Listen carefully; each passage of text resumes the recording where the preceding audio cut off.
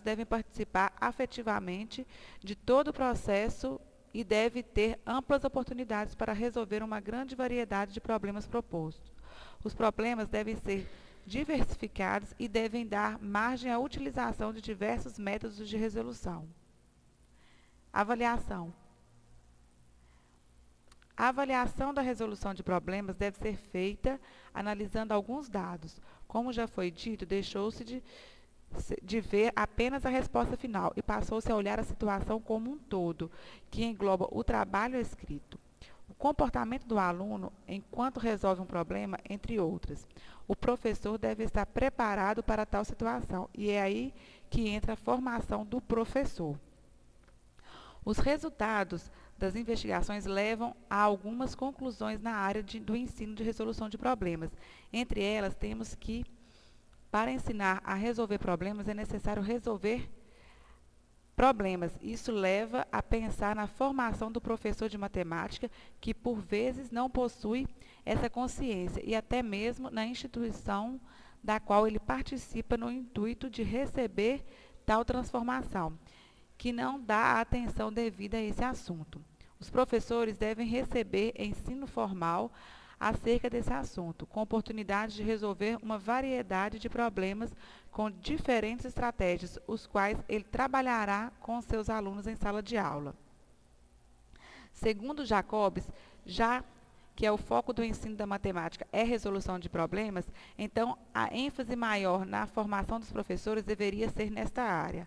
Ainda deve-se levar em conta que alguns professores gostam de resolver problemas e outros não. Pauli escreveu que resolver problemas é a realização específica da inteligência e que, se a educação não contribui para o desenvolvimento da inteligência, ela está obviamente incompleta.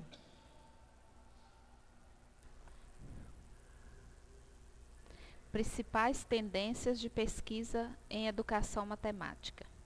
Vários grupos de estudos e pesquisas surgiram no Brasil nas últimas décadas, com o objetivo de melhorar o processo ensino-aprendizagem da matemática. Vamos citar algumas das tendências de estudo e pesquisa na área da educação matemática. História da matemática e da educação matemática.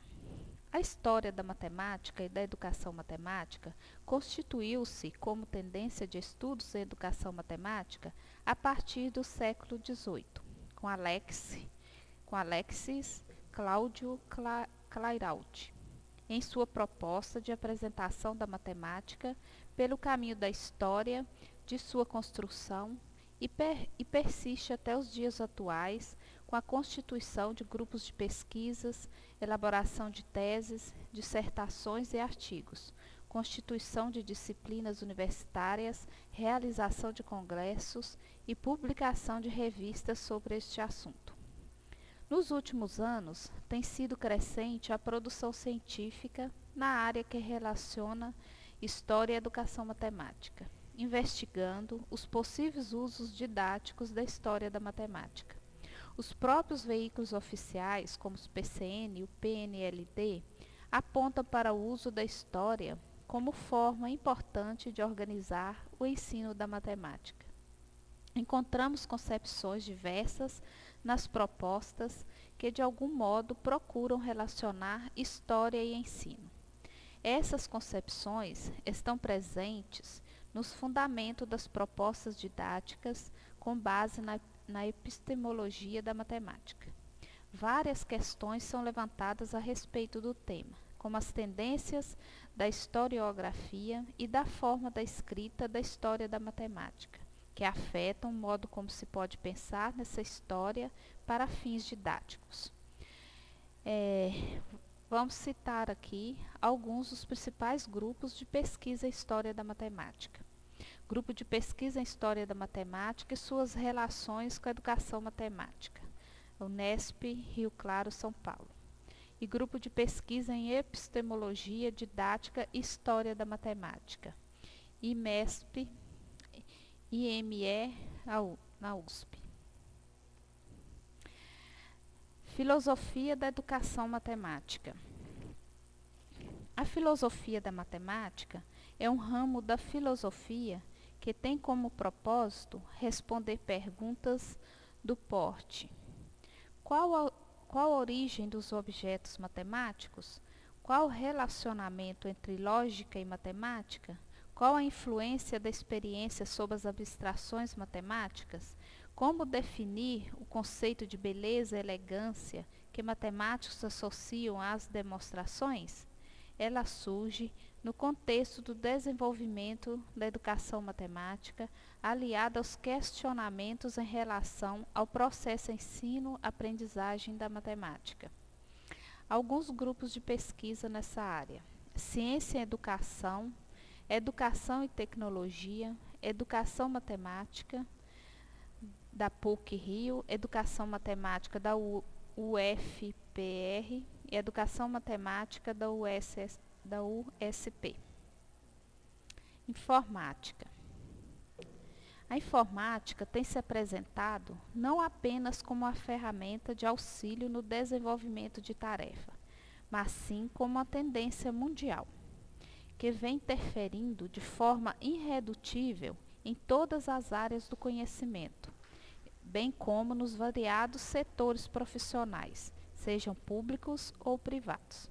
Direta ou indiretamente, todos fazem uso de algum serviço no qual a tecnologia está sendo utilizada.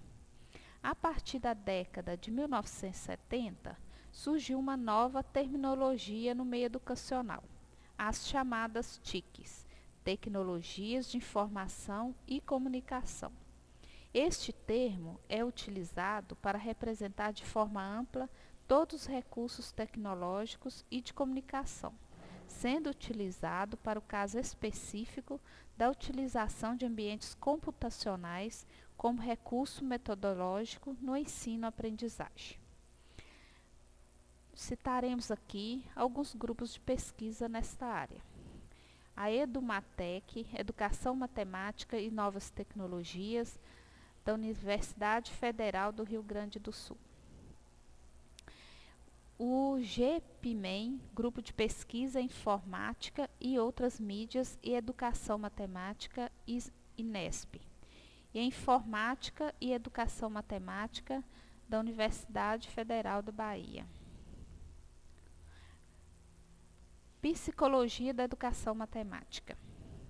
A psicologia educacional ou psicologia da educação é o ramo da psicologia que estuda o processo de ensino-aprendizagem em diversas vertentes, os mecanismos de aprendizagem nas crianças e adultos, o que está estritamente relacionado com a psicologia do desenvolvimento.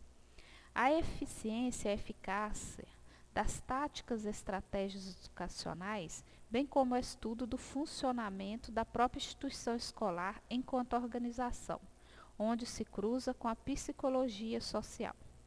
Os psicólogos educacionais desenvolvem o seu trabalho em conjunto com os educadores, de forma a tornar o processo ensino-aprendizagem mais efetivo e significativo para o educando, principalmente no que diz respeito à motivação e às dificuldades de aprendizagem.